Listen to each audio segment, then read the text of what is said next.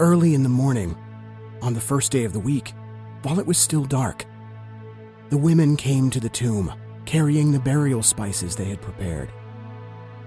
They found the entrance stone rolled back from the tomb.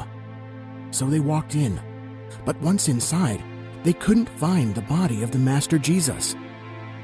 They were puzzled, wondering what to make of this. Mary ran at once to Simon Peter and the other disciple, the one Jesus loved, gasping for breath. "They took the Master from the tomb. We don't know where they've put him."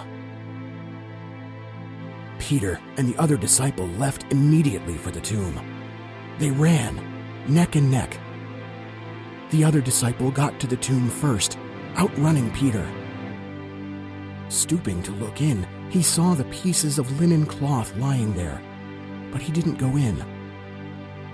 Simon Peter arrived after him, entered the tomb, observed the linen cloths lying there, and the kerchief used to cover his head not lying with the linen cloths, but separate, neatly folded by itself. Then the other disciple, the one who had gotten there first, went into the tomb, took one look at the evidence, and believed. No one yet knew from the scripture that he had to rise from the dead. The disciples then went back home. But Mary stood outside the tomb weeping. As she wept, she knelt to look into the tomb. And then, out of nowhere it seemed, two men, light cascading over them, stood there, one at the head, the other at the foot of where Jesus' body had been laid. They said to her, "Woman, why do you weep?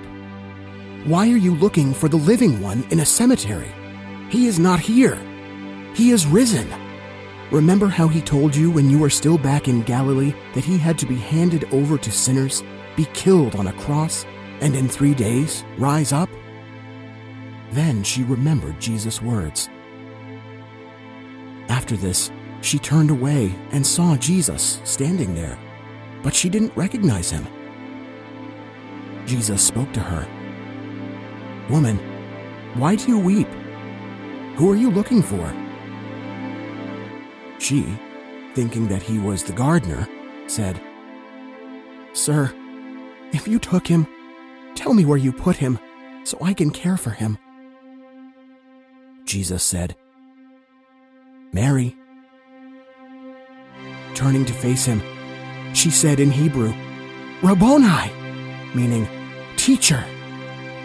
Jesus said, "Don't cling to me, for I have not yet ascended to the Father.